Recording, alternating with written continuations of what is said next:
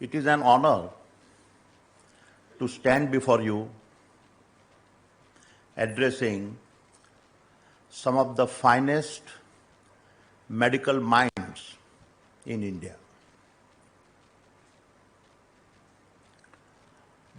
Let me begin by saluting you for the work you do. Your humanity is what restores your patient's dignity. It gives them the strength and the courage to stand tall again. To the world, you may be known as our spine doctors, but for your patients, you are something far greater. You represent hope. And speaking of hope, let me share something personal. One of my all-time favorite movie is Munna by MBBS. Not just for the laughter, but for the message.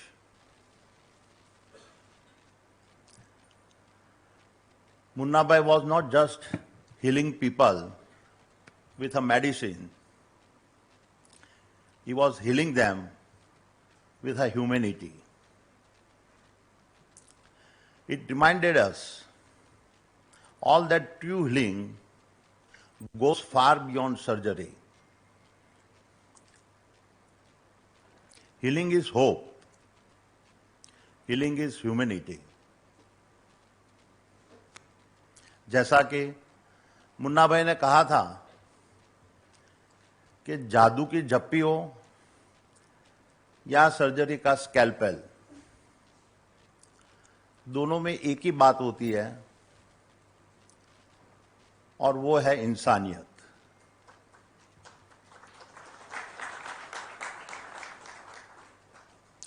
My dear friends, when I was first invited to speak here, I hesitated. What could I, as a builder of enterprises, possibly offer to you, the healers of spines? But as I sat with that question, a deeper metaphor came to my mind. The spine you meant is the ultimate architecture needed for resilience of the human body. And just as you restore resilience to our bodies, leadership is about restoring resilience to the organization.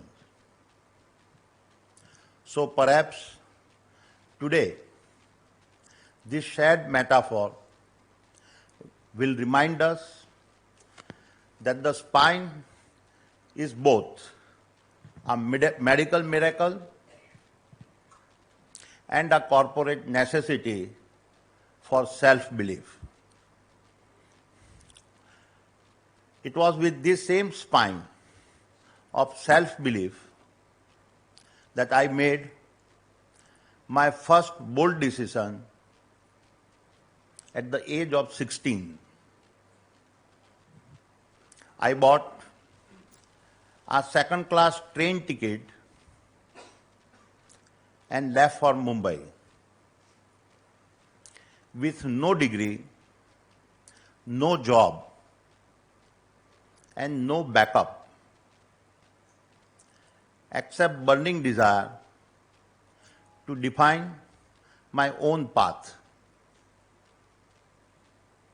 आखिर में किसी चीज को दिल से चाहो तो पूरी कायनात उसे तुमसे मिलाने की साजिश में लग जाती है। My dear friends, in Mumbai, I began learning to short and polish diamonds. Each stone I polished taught me patience, precision, and perseverance. My first deal with a Japanese buyer earned me rupees 10,000 in a commission. The money never mattered. The moment did. Because that was the moment when I realized that my beliefs would have to always outpace my doubts. And that is the truth about entrepreneurship. It never begins with a grand vision. It begins with a spark of convictions. It begins with the courage to act, even when the future is uncertain. And it begins with the willingness to dream alone and then walk alone before others join the path. क्योंकि सपने वो नहीं जो नींद में आते हैं, सपने वो है जो नींद उड़ा देते हैं।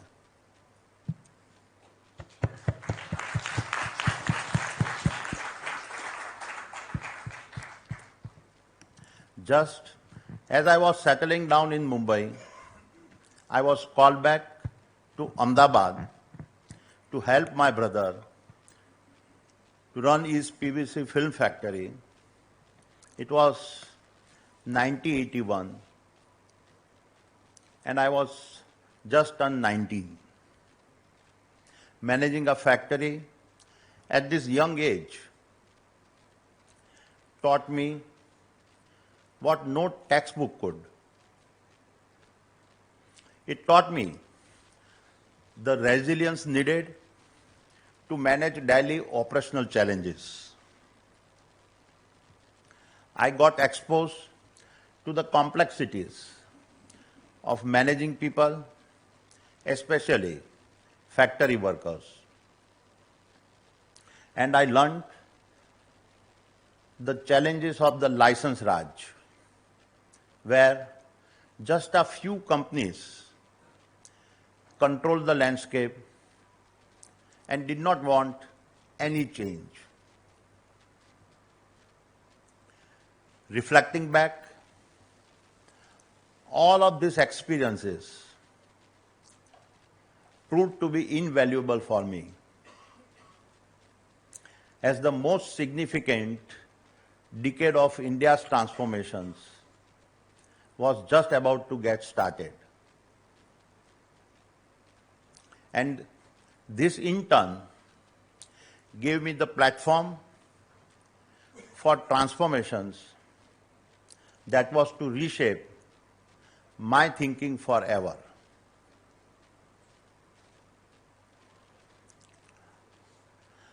मुन्ना भाई फिल्म की सबसे गहरी बातों में से एक ये थी कि बापू ने कहा था बदलाव लाना है तो सोच बदलनी होगी।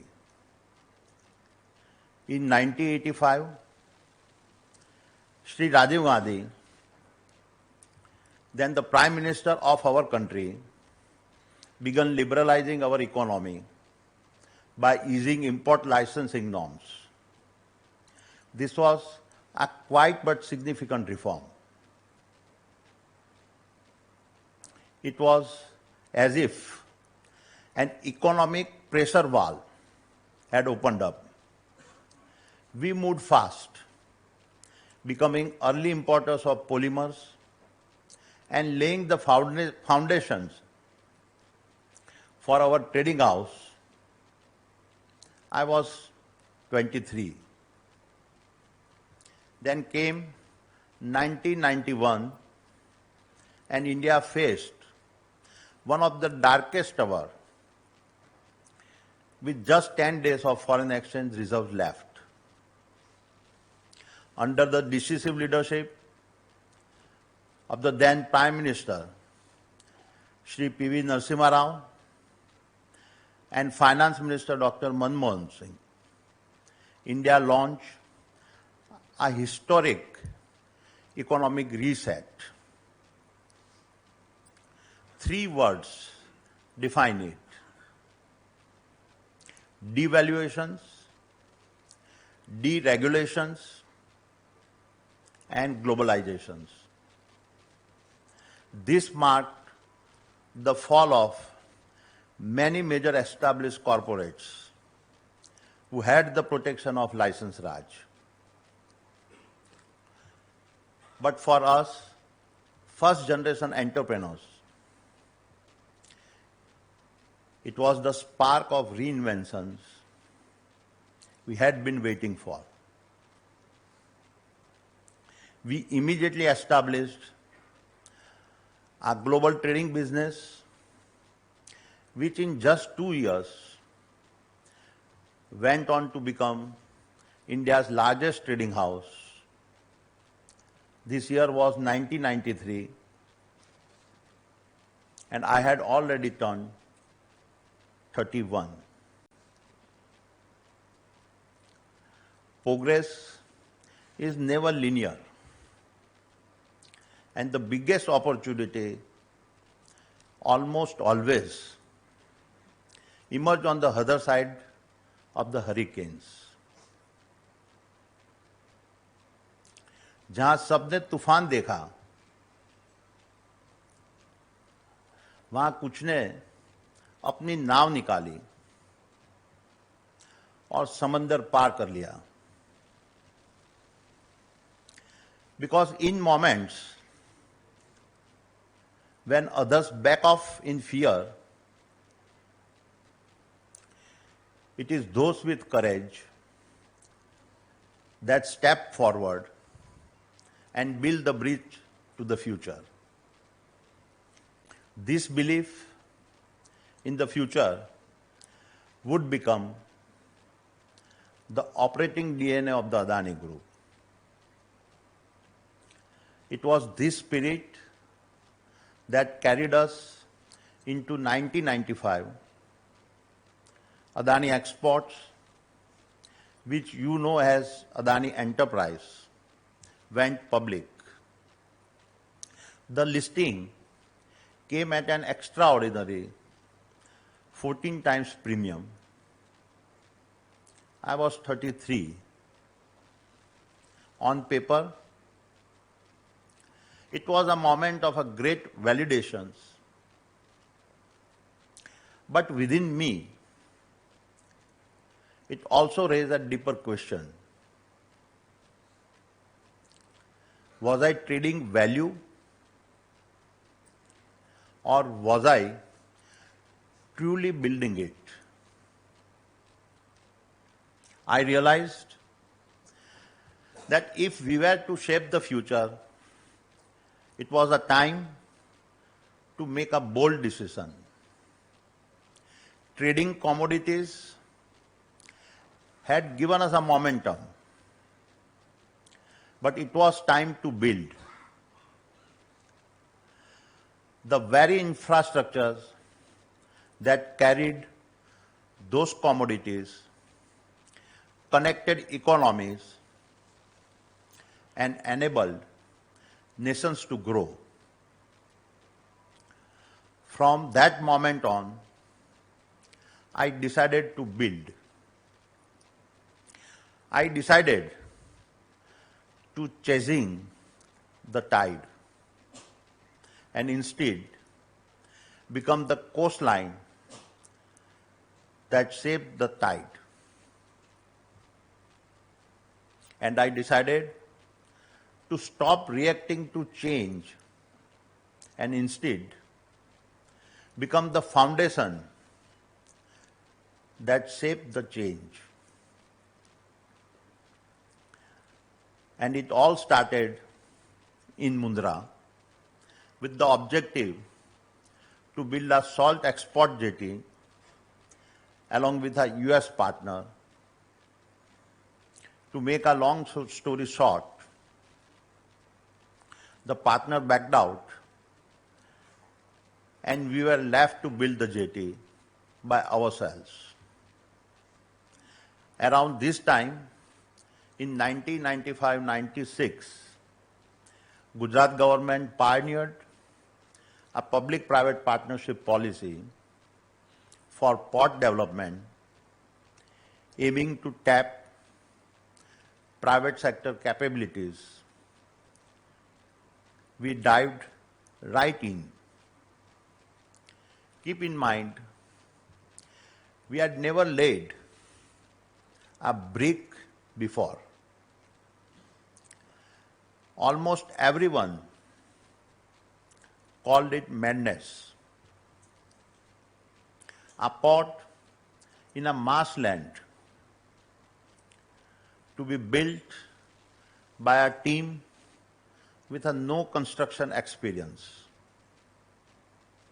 The fact is, in October 1998, our Mundra port commenced operations with his first berth, thereby making India's first private port launch.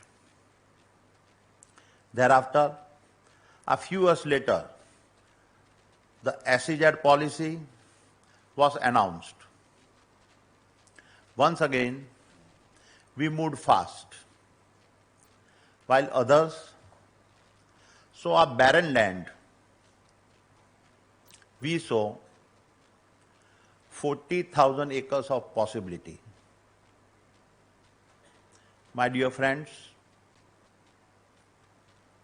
Mundra is the manifestations of a belief made real. It is a reminder that vision dares, destiny bends. It is now India's largest multi-cargo port, the world's largest private single-site thermal power plant, India's first HVDC transmission line, India's largest integrated solar and wind manufacturing hub, and a cluster of vital industries that include petrochemicals, copper smelter, solar accessories, and much more yet to come. However, the real story of Mundra is not about what we built. It is more about what it built within us. It gave us the courage to look beyond limits. It gave us the belief that barren salt lands could be converted to a world-class infrastructures. And it gave us the convictions that if we could make it happen once, we could do it again, bigger, faster, and bolder.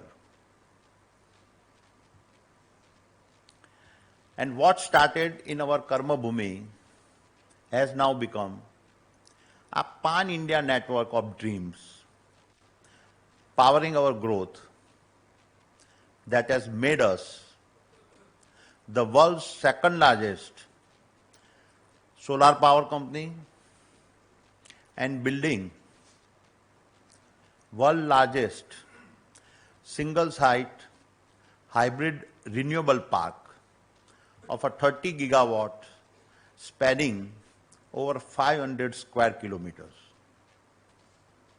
India's largest integrated private airport operators, with over 25% of India's passengers and 38% of our nation's air cargo. India's largest ports and logistics network, handling 30% of nation's seaborne cargo. Most highly integrated energy business, encompassing thermal and renewable generations, transmissions, distributions, LNG, LPG, CNG, PNG, battery storage, hydrogen trucks, EV charging stations, pump hydro, and mining. India's second largest and most efficient cement manufacturer,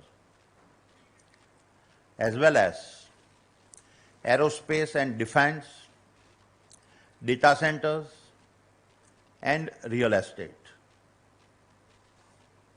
My dear friends, one point I would urge you to keep in mind is that our investments are manifestations of our belief in the future of India, in our energy grids, in our logistics arteries, in our industrial backbone. And it is with these convictions that we are preparing for a capital expenditures investment of nearly $100 billion over the next 5 years.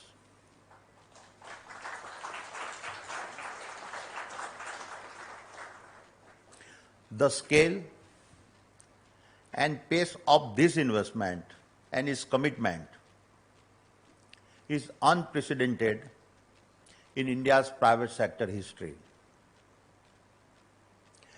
As we do our part for strengthening the very spine of India's rise, a spine that must be unbreakable,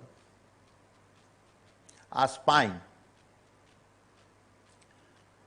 that must carry 1.4 billion dreams, a spine that tells the world that India's rise is inevitable.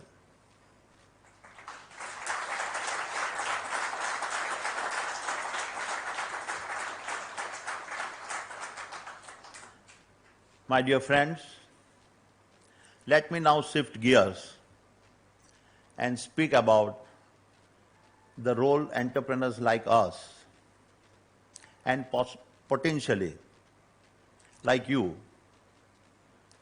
can play together. But first, allow me to share a deeply troubling statistics. I was shocked to learn that low back pain is now the leading cause of a disability in India, ahead of conditions like a diabetic and heart disease. India is facing a spinal epidemic, a silent crisis far more widespread than a global average is. Nearly 1 in 2 adult Indians experiences low back pain. This is not merely a health issue. It is a national crisis, measured not just in pain, but in lost productivity, mounting healthcare costs, and destroyed dreams. If we are to carry the full weight of our national ambitions, we must first heal the spine of our people. To me, this is not just a call for medical interventions. It is a call for entrepreneurial imaginations. And it must have active participations from your side. So today, I would urge you to consider that one of you build India's first AI-powered spinal diagnostic platform that detects degenerations long before disability.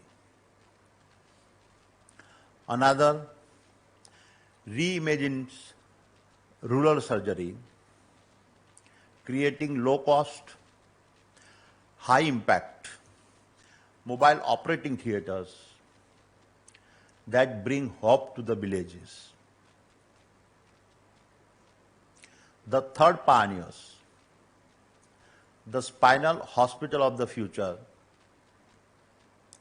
a global center for a robotic surgery, regenerative medicine, and a next-gen bio-integrated implants. As an entrepreneur, I can say that the possibilities are endless. But we must have the belief and the audacity to pioneer this change. That is why I urge you to see yourselves as more than just medical professionals. And in turn, here is my promise. The Adani Group stands ready to walk with you, and we have already embarked on our journey. 3 years ago, on my 60th birthday, my family pledged rupees 60,000 crores towards healthcare education and skill development.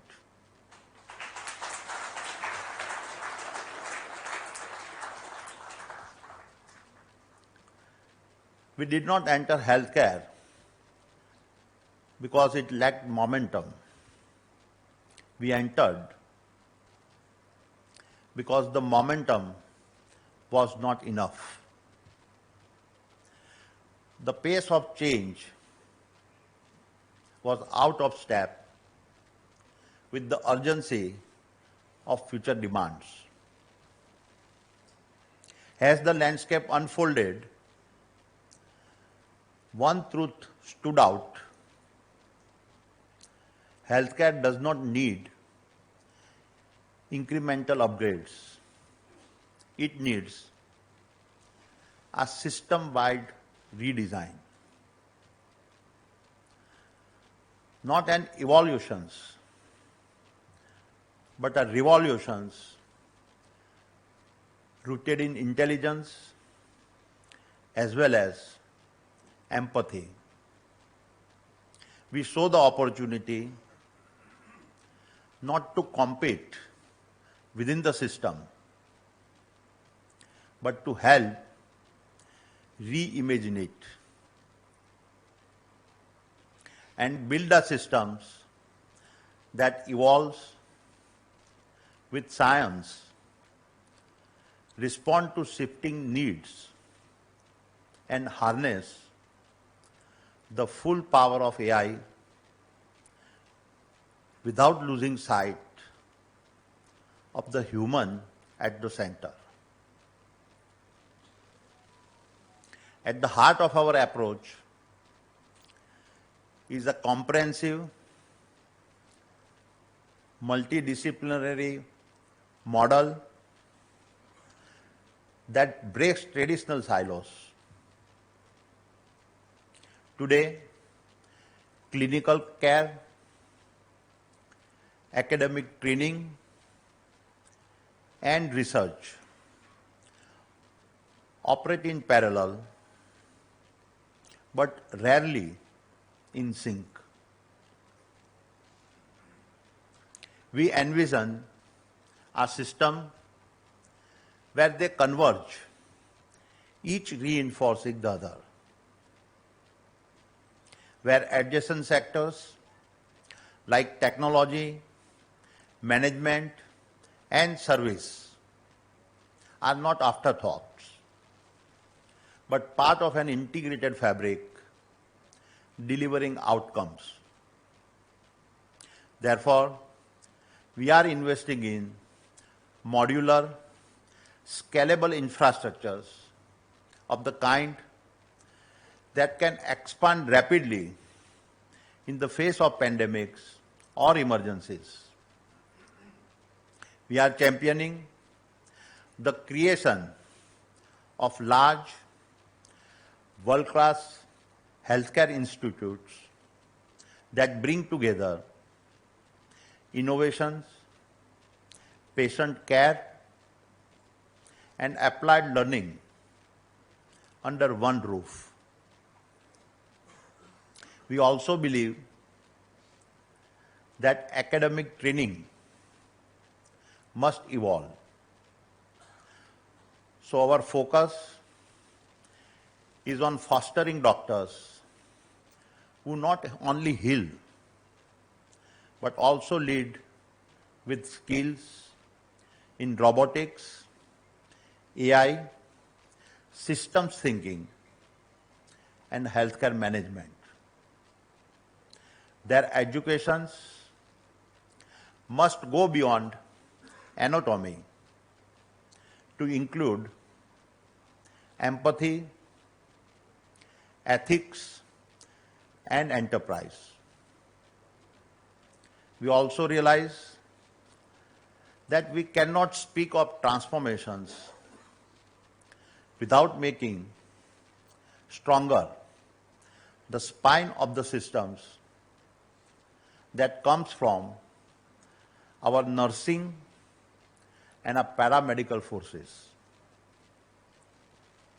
Hence, we are also investing in building top-tier training institutes and establishing rigorous protocols to ensure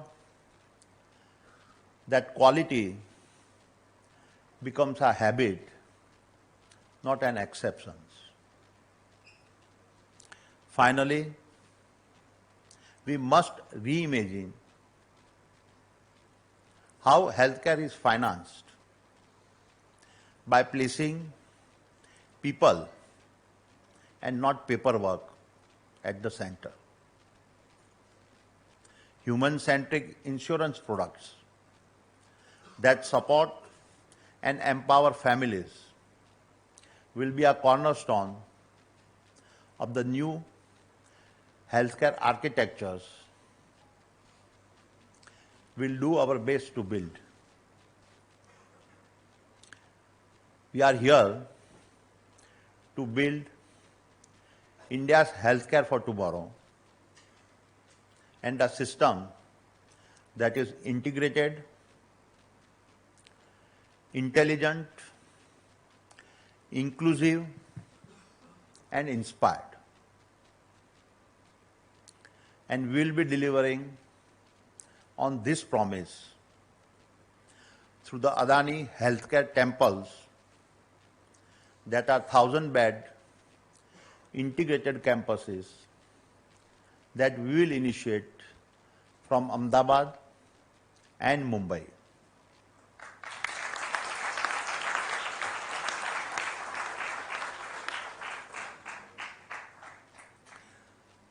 These are designed to be world-class, affordable, AI-first healthcare ecosystem.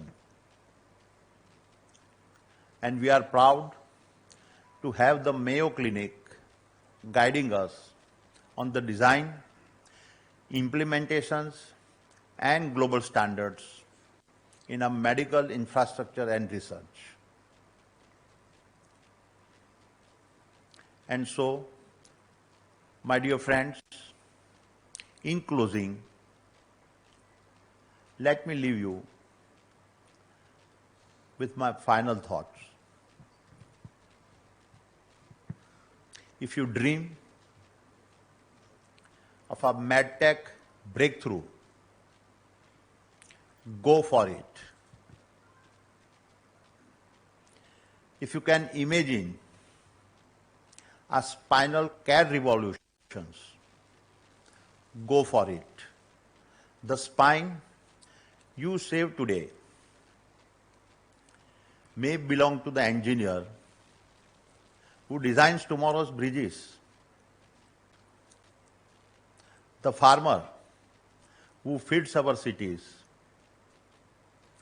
the scientist who invents our next vaccine, or the entrepreneur who builds our next billion-dollar company. So let us stand tall. Let us stand together and let us build the backbone of our great nations.